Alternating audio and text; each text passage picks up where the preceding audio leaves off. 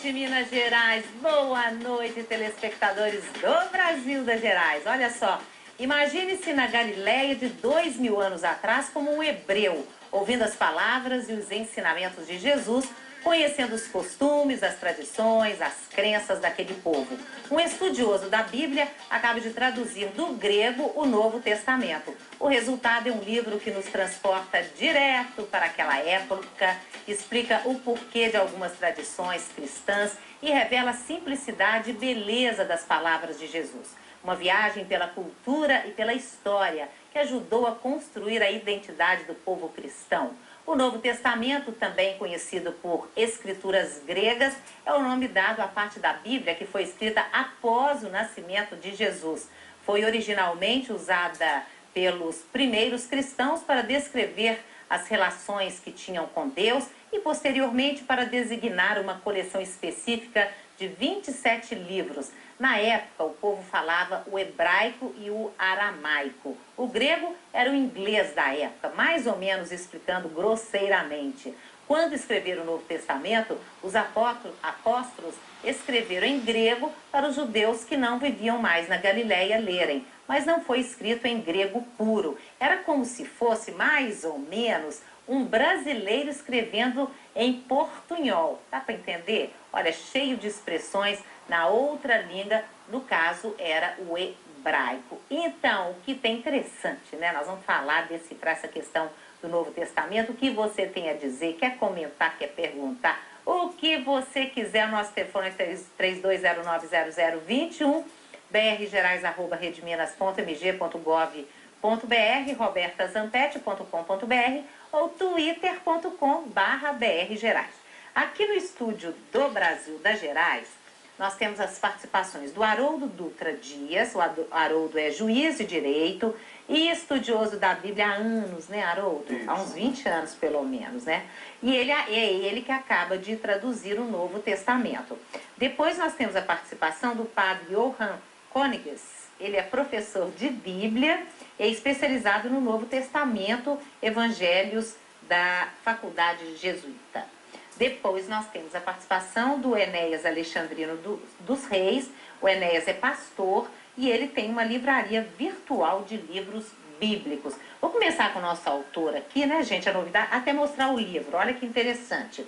O Novo Testamento. Agora eu fiquei imaginando, Haroldo, você demorou quantos anos para fazer isso? Aí tem só os 4 evangelhos e Atos dos Apóstolos. Ainda tem trabalho os outros livros. Pra Nós frente. foram 3 anos só para esses 5 livros. Uhum. Agora, essa tradução, você fala que ela é uma tradução ela é diferente dos outros livros, né? Que você vê, porque você Sim. fez, inclusive, interessante explicar isso para o telespectador, gente, ele fala que ele não usou o viés religioso, é uma obra literária. Isso. Dá para fazer isso? Dá, Roberta, porque nós precisamos entender que a Bíblia é literatura. E é literatura popular. Sim. É um povo narrando suas experiências religiosas, narrando suas crenças, aquilo que eles viveram, e no estilo da época, né?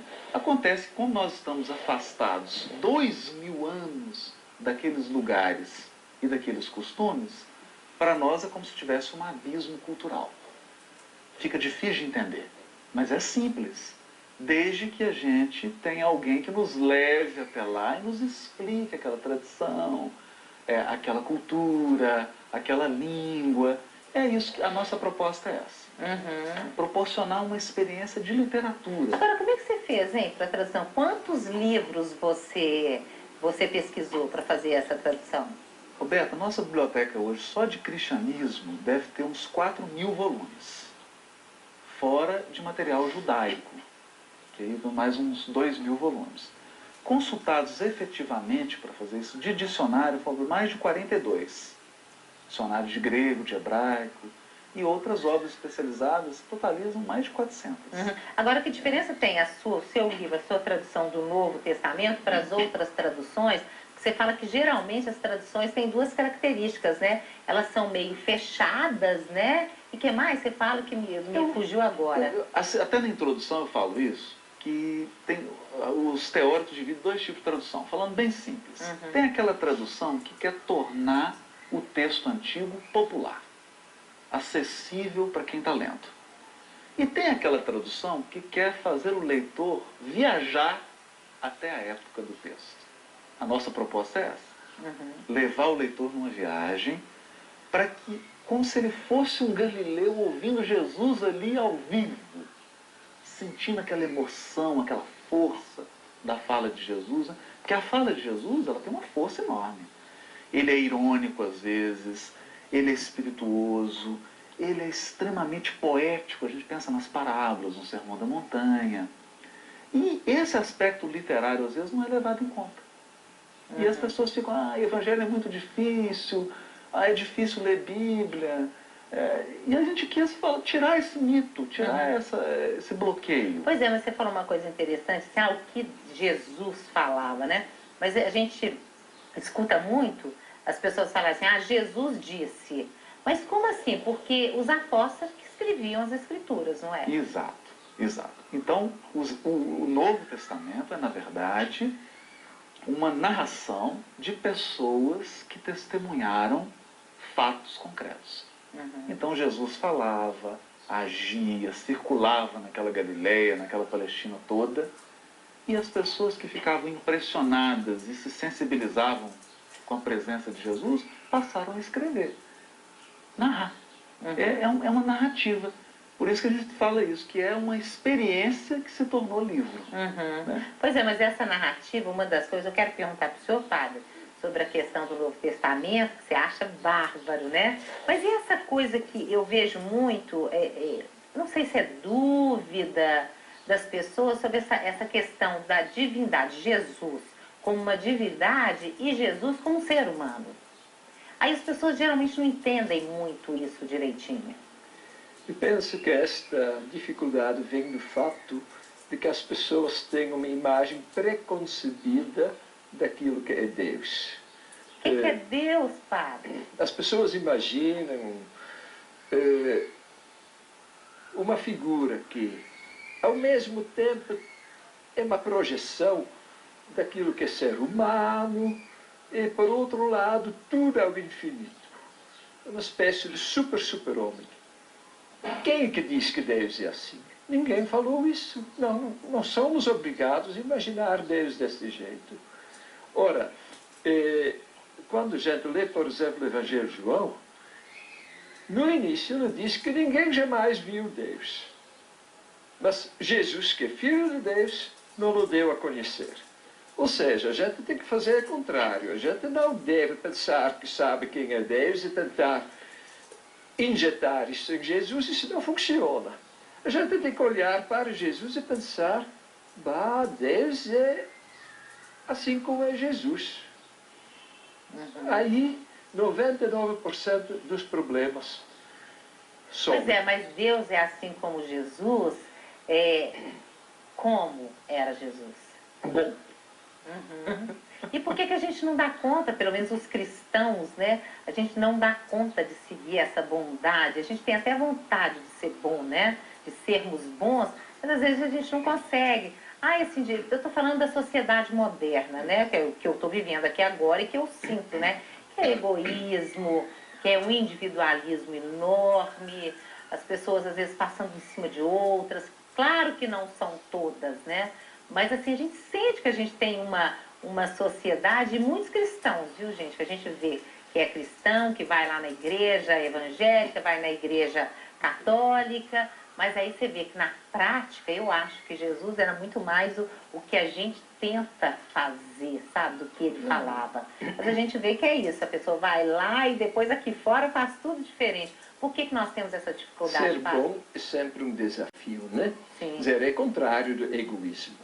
Eu acho que todo ser humano, e nosso ser humano, também os animais, são egoístas, porque eu acho que é específico, natural da vida querer se manter, e a gente faz tudo para manter sua própria vida.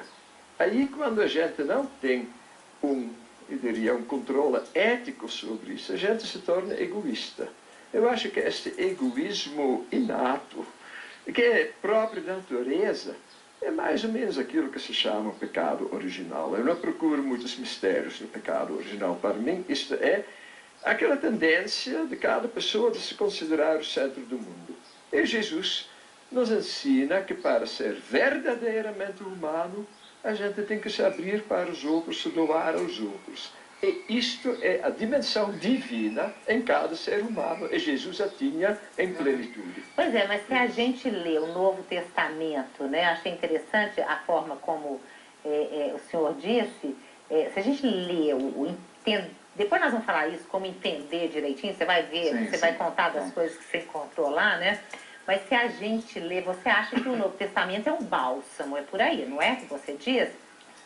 E você fala o seguinte, que é como se a gente estivesse tomando um banho banho gostoso. Mas um bálsamo que queima um pouquinho, sobretudo nas feridas.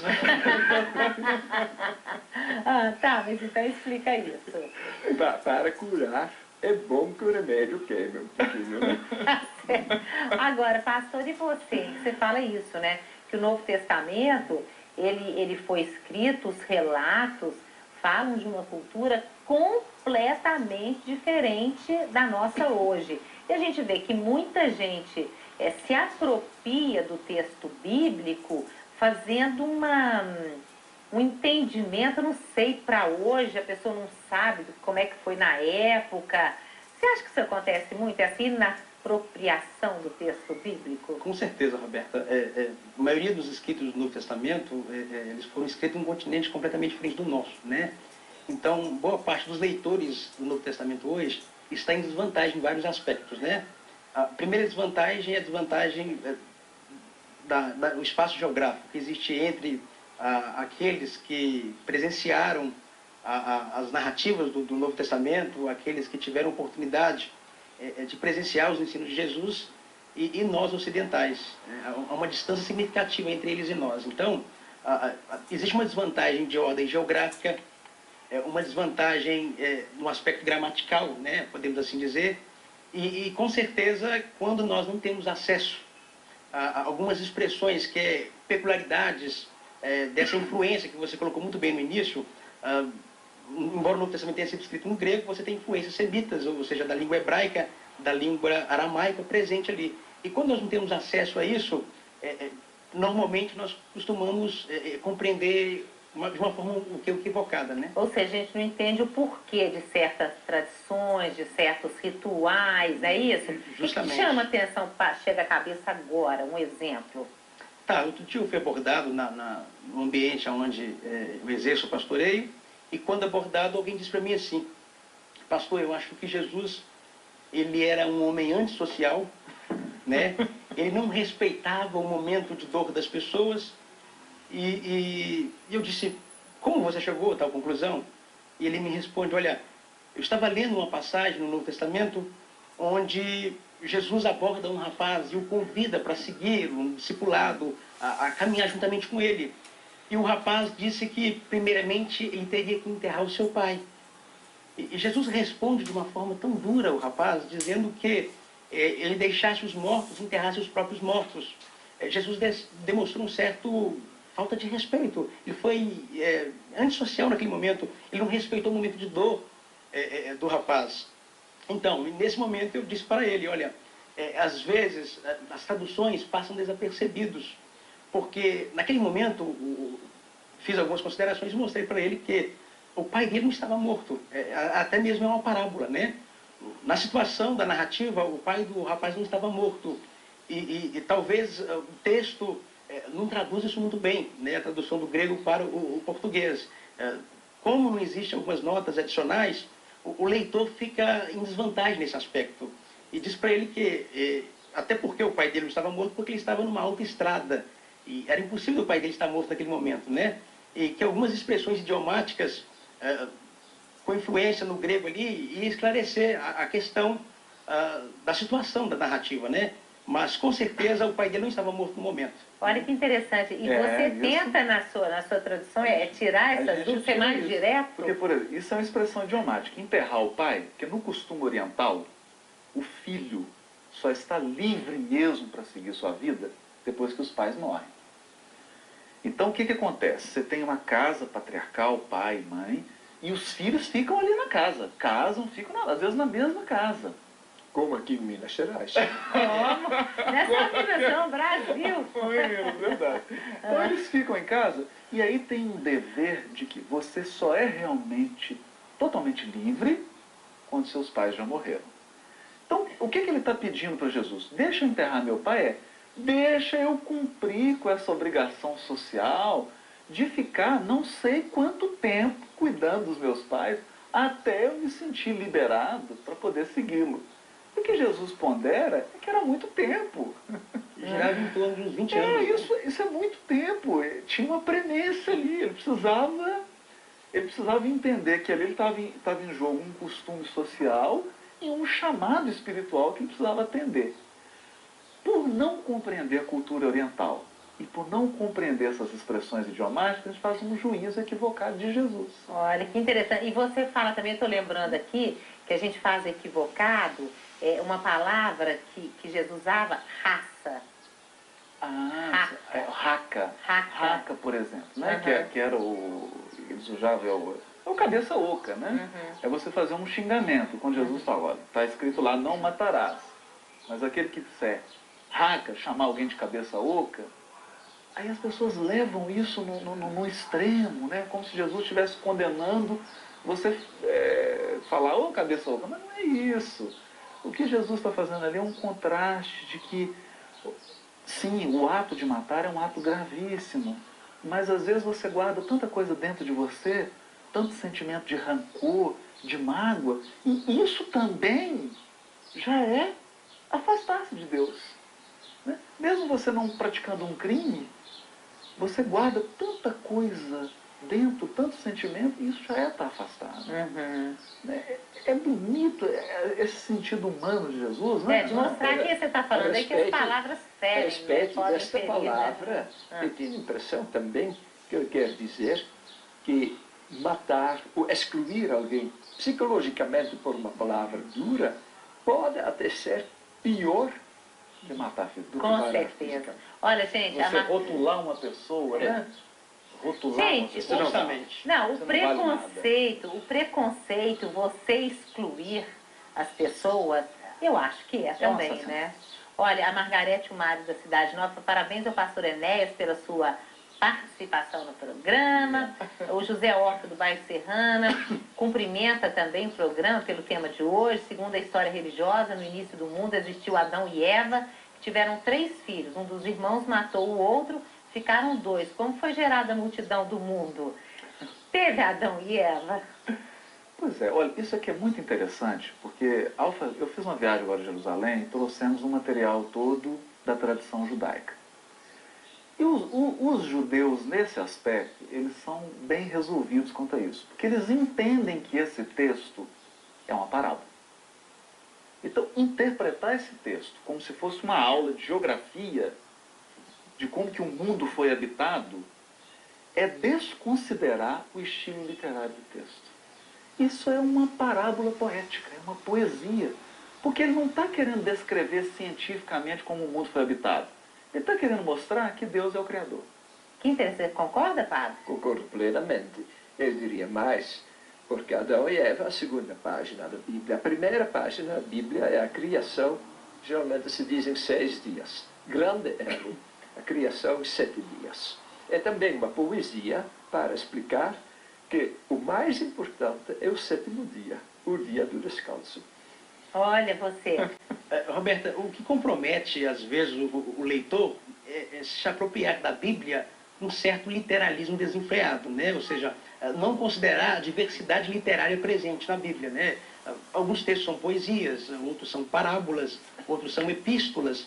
E dentro dessa diversidade literária presente nas Escrituras, seja ela Antigo Testamento ou Novo Testamento, o que compromete, às vezes, o leitor, as suas conclusões, é justamente o literalismo pelo qual ele se apropria da Bíblia, né? E isso leva a conclusões precipitadas. Porque é mais a questão da fé que a Bíblia traz, e não a questão literária, científica, digamos assim. Aliás, hoje um dos grandes equívocos, por exemplo, é quando tentamos nos apropriar da Bíblia, principalmente das narrativas de Gênesis, e tentar ler com um pano de fundo científico.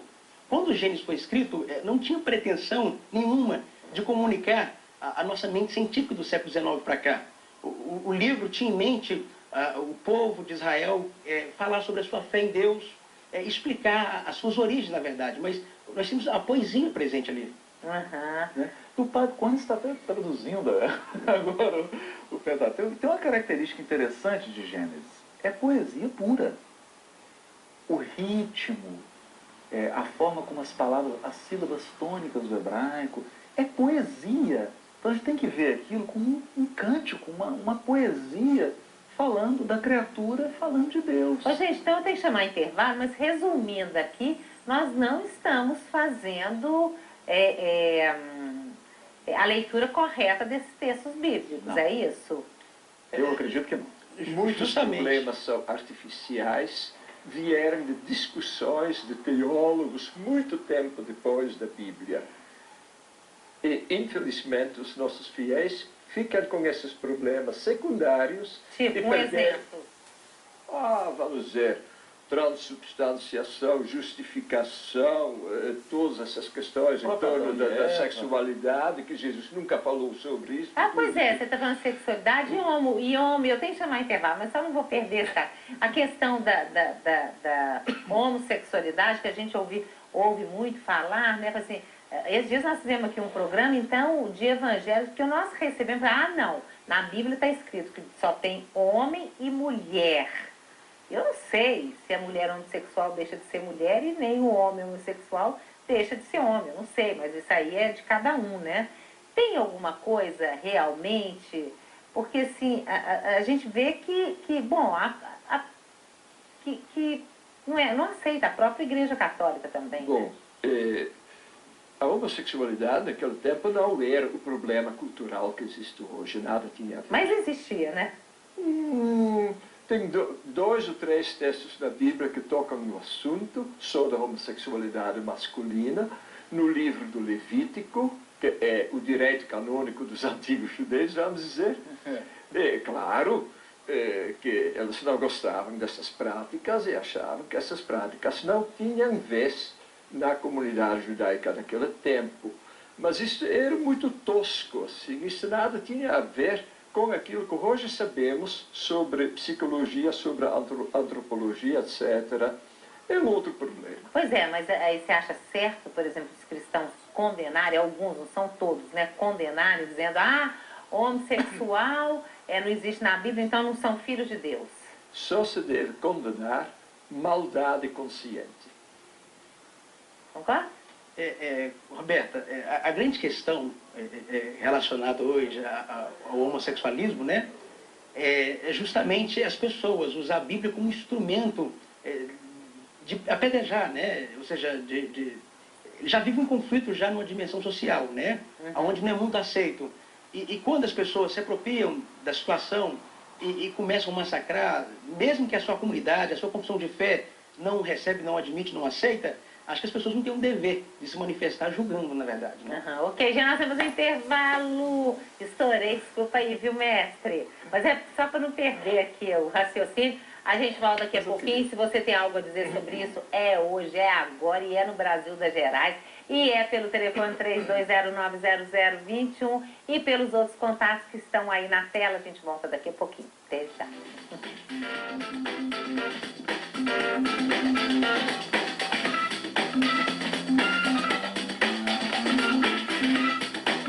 Então, gente, Brasil das Gerais, nosso assunto hoje nós estamos falando sobre o Novo Testamento. Nós temos um convidado aqui, Caroto, que acabou vai ser lançado essa semana, né? Agora quinta-feira em Brasília. Pois é, o Novo Congresso. Testamento, a tradução do grego. Não é isso? Isso mesmo. E quando é que vai ser lançado em Belo Horizonte? Aqui em Belo Horizonte, a partir de quinta-feira, já está no site da Livraria Tabernáculo. E nós vamos fazer um lançamento também no Espaço Cultural da Biblioteca Pública da Praça da Liberdade. Ah, tá. Estamos só fechando a data, isso vai ser divulgado no site, inclusive na Livraria Tabernáculo. Depois você fala aqui pra gente falar, então. Vai ser um prazer. Aqui nós terminamos o bloco falando da questão como é que é essa visão cristã, como é que Jesus, né, enxergaria, trataria essa questão da homossexualidade. Você falou que você quer falar, porque os dois falaram e você não falou. Isso, sem tocar nesse assunto, eu queria ampliar a discussão. Jesus tem uma proposta de inclusão. Incluir significa que, independente das diferenças, sejam elas de língua, de nação, de opção sexual, Jesus está sempre trazendo.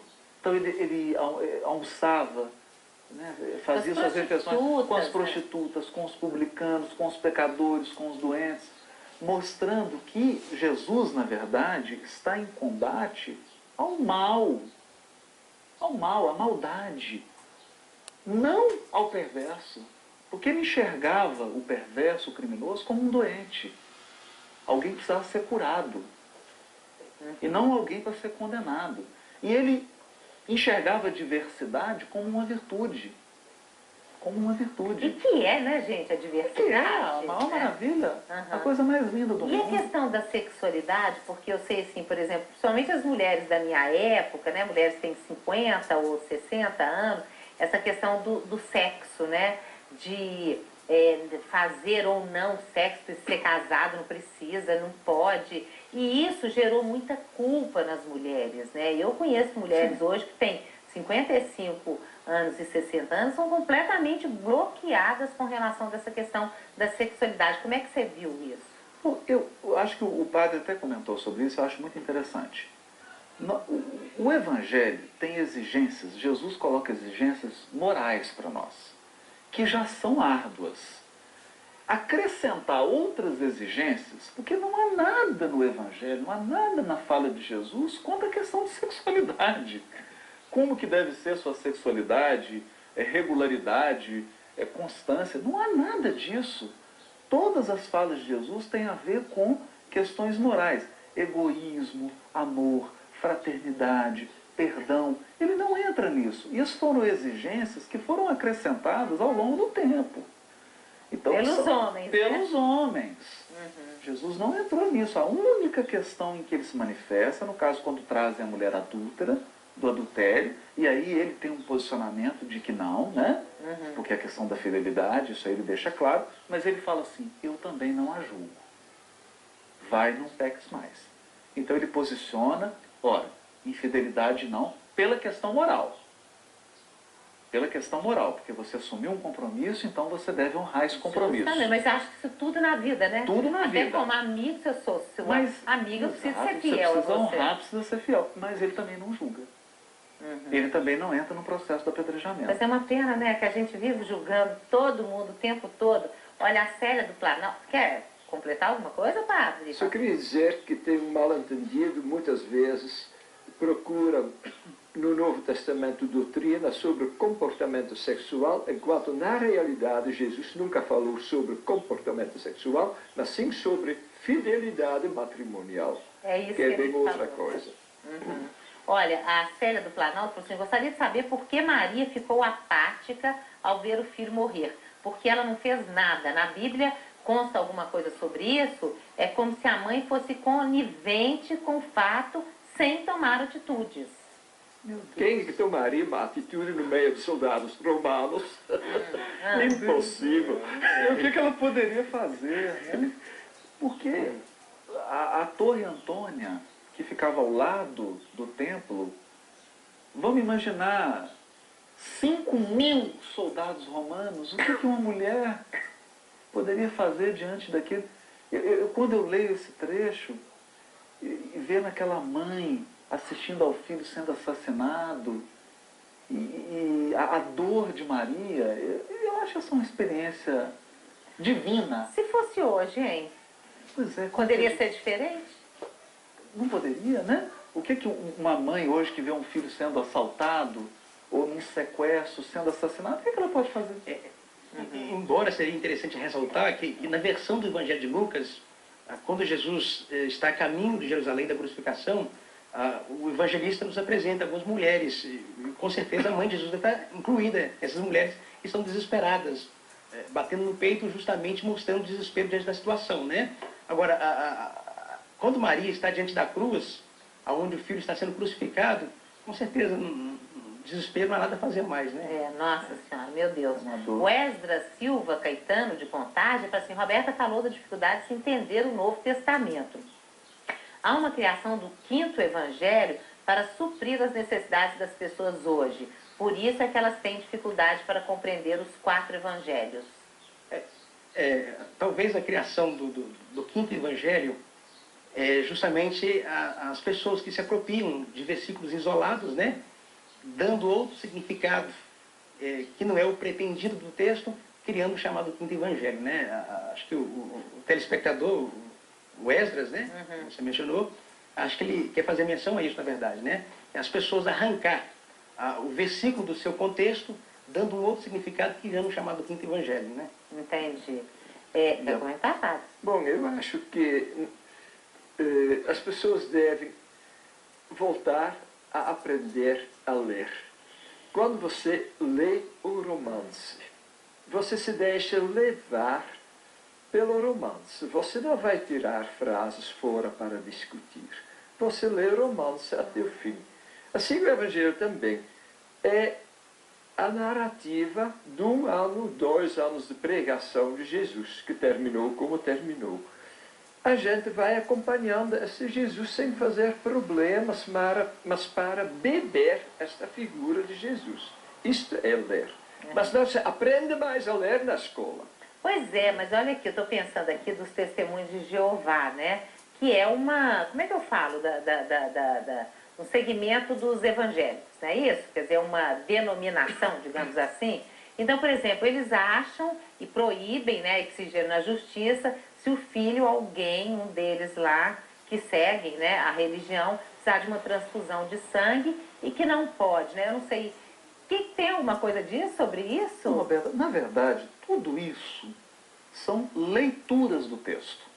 Então, comunidades leem o texto a partir de pontos de vista diferentes e extraem dali regras de conduta social a partir daquele texto. Nessa tradução, nós procuramos fugir disso. A gente foi de encontro a isso que o padre acabou de falar aqui. Nós estamos querendo que as pessoas leiam, que elas percam essa ânsia de ficar querendo tirar regras apressadas, comportamentais do texto, e que se deem ao prazer da leitura do Evangelho. Deixem ser conduzidas pelo narrador. Eles estão narrando uma experiência. O que foi viver ao lado de Jesus 2, 3 anos? E é essa experiência que a gente tem que recuperar. Mas para isso tem que aprender a ler. É o que o pai está falando. Porque a gente quer coisa fácil, né? Fórmula que resolva e às vezes acaba atrapalhando as outras pessoas e as próprias, né? Mas aqui, o que te encantou mais nessa tradução sua, sem esse viés religioso, de Jesus, da época, dos costumes? Eu confesso, Roberta, que a minha admiração por Jesus cresceu exponencialmente. Porque a forma como ele compõe as parábolas, utilizando elementos da vida cotidiana das pessoas, a forma poética como ele se expressa, como ele cita o Primeiro Testamento, né, as escrituras hebraicas, a forma como ele compõe seus textos, a inteligência, a ironia, às vezes, que ele usa, a fineza, revelam que Jesus é realmente um mestre com letra M maiúsculo. Não é? Ao contrário do que, às vezes, algumas pessoas tentam passar para a gente, a figura de um Jesus como uma pessoa fanática, um extremista. Não. É realmente um mestre, um gênio, e ao mesmo tempo um amor sem precedentes. Porque em determinadas circunstâncias, a forma como Jesus age é comovedora. Né? A maneira como ele inclui, a maneira como ele atrai, o carinho, a misericórdia, a disponibilidade de ensinar, de receber, de curar. Isso me impressionou muito. A figura de Jesus agindo. Acho que isso que o padre falou, da gente tentar enxergar Deus a partir de Jesus. Da maneira tão humana e tão amorosa como ele agia, e ficar pensando, meu Deus é demais. Jesus, agora eu notei aqui alguns pontos que você colocou, importantes, dessa coisa que Jesus falava. Bem-aventurados os pobres de espírito. Isso. quer dizer, uma expressão semítica, sim, fortíssima. Porque os semitas adoram isso. Você coloca dois substantivos um do lado do outro, é o neologismo. Isso é um neologismo. O que é neologismo, para quem não sabe? Né, o neologismo é quando você cria uma palavra nova. Você quer dar um sentido novo e usa uma palavra nova. Na verdade, ele está fazendo isso. O pobre de espírito, o que ele está querendo dizer? Eu não estou falando apenas do pobre... Porque o pobre de espírito nosso, ele é, que a gente usa hoje, ele é bem... platônico. É o ignorante, a pessoa que não justamente. tem esse sentido aqui. Mas lá não, tinha um sentido... O que ele está querendo dizer é que, olha, não estou falando apenas do quem tem recursos materiais, quem não tem recursos materiais. Né? Eu estou falando de uma pobreza em outro nível, em outra esfera. Que esfera é essa? Né? Então, aquele que sabe que diante de Deus ele é pequeno. Aquele que sabe que diante de Deus ele é um mendigo. Né? E esse bem-aventurado dos puros de coração? Isso é lindo. Né? Porque para o hebreu, o coração é a... Você vai comentar. Vou deixar ele falar. Para o hebreu, o coração é a sede da inteligência e do sentimento. E da vontade. E da vontade. Então, o puro de coração é aquele que tem a razão purificada, o sentimento purificado e propósitos sinceros e purificados. Para. Seria sem maldade. Sem maldade no bom sentido da palavra. Né? Pois é, padre, você acredita que a gente pode ter um mundo sem maldade? É o nosso programa. A gente nem sempre consegue realizar o programa, mas é o nosso programa, sermos sem maldade. Com certeza. E você, pastor? Olha, é interessante essas explicações do Dr. Haroldo, porque isso só vem a reforçar a importância do leitor da Bíblia quando deparar com essa diversidade de gêneros literários, né? Distinguir o que é poesia, o que é uma epístola, o que é doutrina, né? Porque o que compromete, às vezes, a compreensão dos ensinos de Cristo é a forma que as Escrituras é lida, né? É a forma que se lê ela, né? É a forma, ainda insisto, né? O nosso literalismo costuma compreender a beleza das poesias ditas por Jesus, né? Dos seus ensinos. Ô, gente, a gente entendendo direitinho, se a gente aprender a ler, né, padre? Pois é. Isso traz informação, que traz conhecimento e pode trazer transformação de vida. Naturalmente. Cada leitura bem feita transforma a gente. Você não pode ler uma poesia sem se tornar diferente. Pelo menos por alguns instantes. Ok, gente. Nós temos que fazer intervalo, nós vamos fazer intervalo, não tem jeito, né? Mas olha, 32090021, se quiser fazer contato, faça com a gente volta daqui a pouco. Beijo.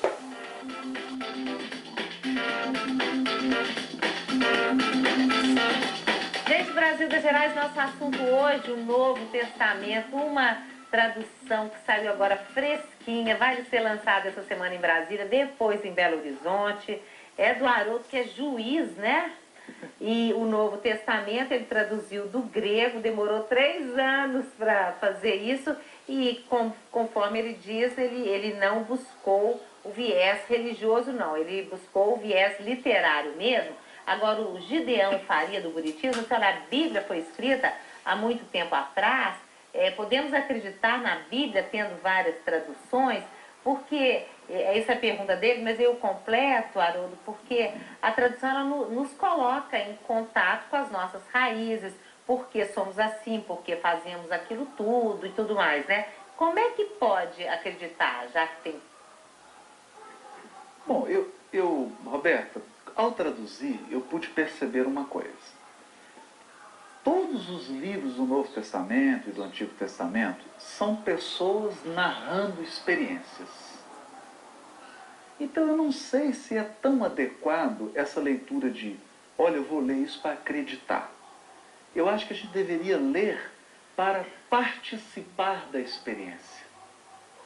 Então, quando eu fui fazendo essa tradução, a minha sensação é de que eu estava na Galileia vendo Jesus curando um cego, curando um leproso, multiplicando um pão, atendendo uma pessoa. Então, é uma experiência.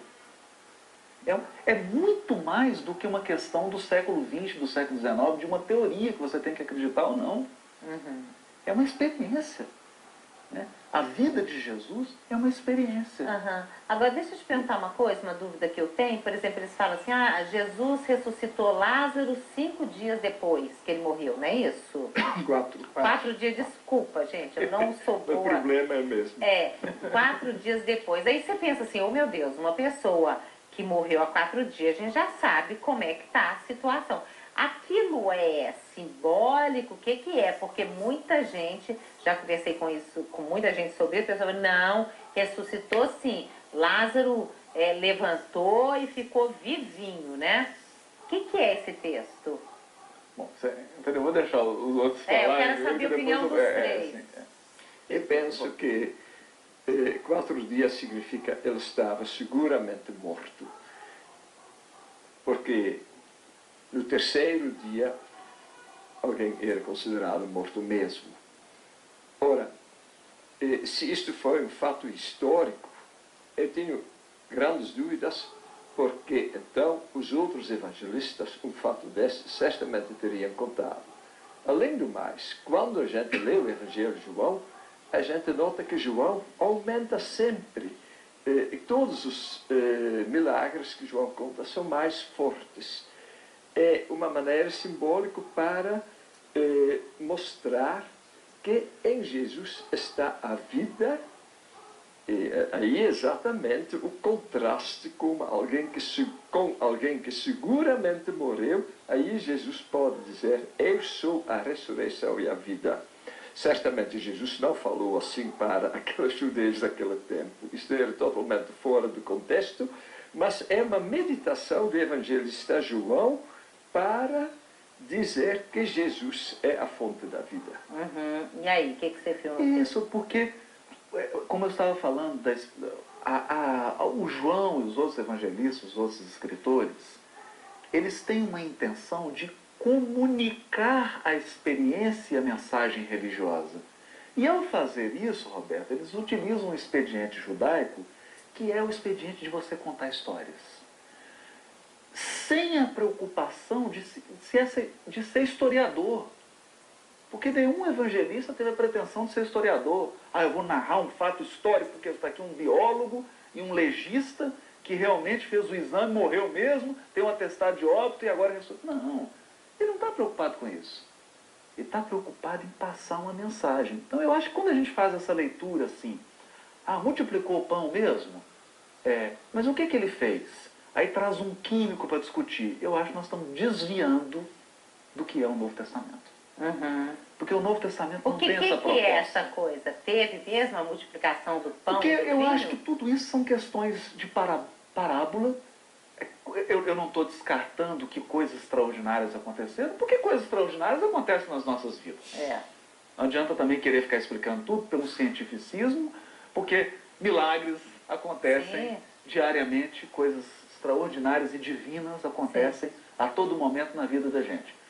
Que dirá com Jesus. Então eu acho que coisas divinas e espetaculares aconteciam diariamente com Jesus. Mas o objetivo deles não era focar nisso. O fato de Jesus tocar um leproso e curar, dá para explicar? Não dá. Nós temos ciência para isso? Não temos. Não temos. Mas a medicina consegue explicar tudo? Também não consegue.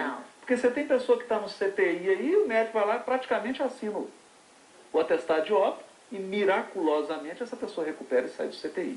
E a biologia não consegue, nem a medicina não consegue explicar. Gente, nós já trouxemos um caso aqui no Brasil das Gerais, um senhor, um engenheiro, não esqueço disso. Ficou sentado aqui uma vez do lado, tinha umas cadeiras aqui. Ele teve um acidente de caminhão no sul de Minas, não sei se foi em Varginha.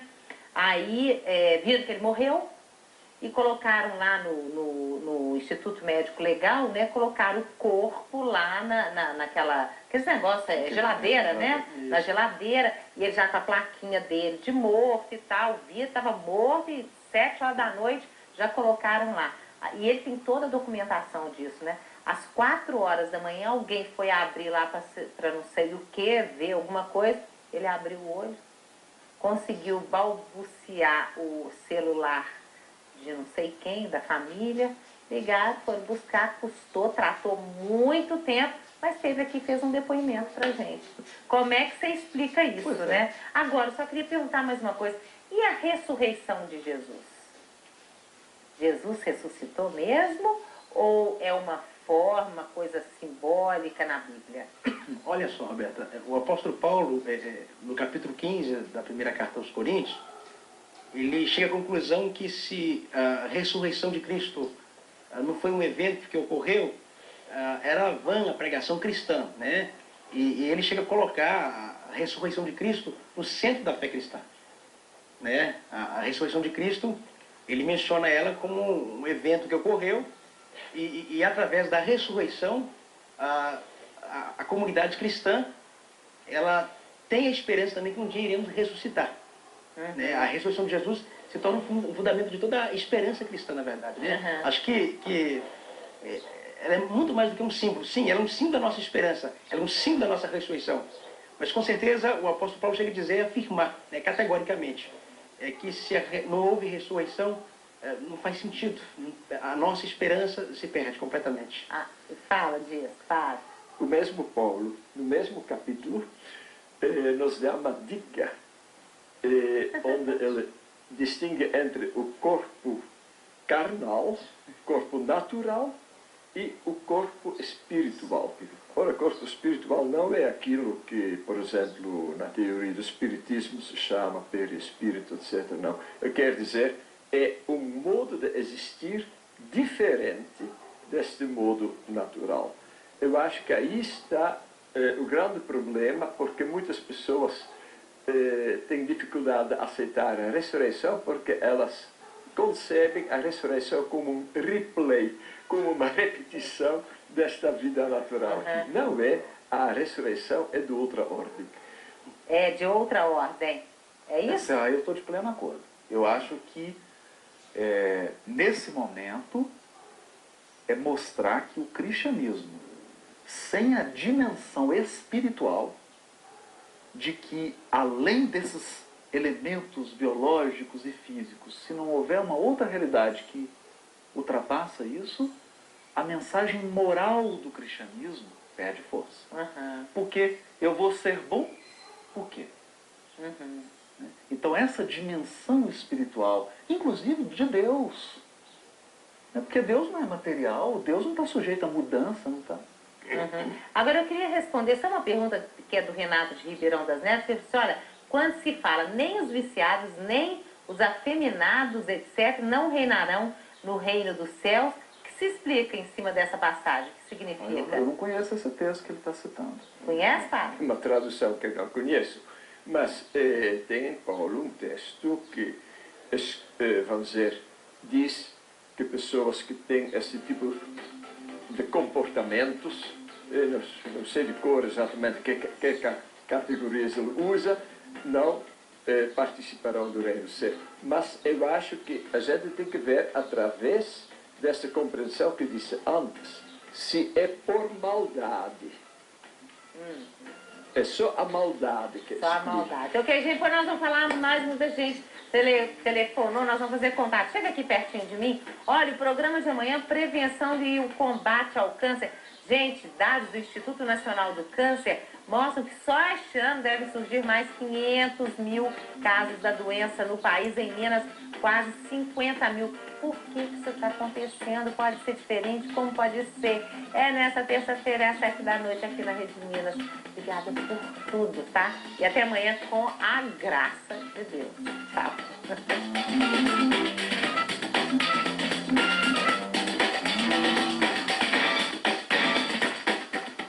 Brasil das Gerais. Apoio cultural Café Três Corações. Sabor que apaixona. Lei Estadual de Incentivo à Cultura. Fiat. Lei Federal de Incentivo à Cultura.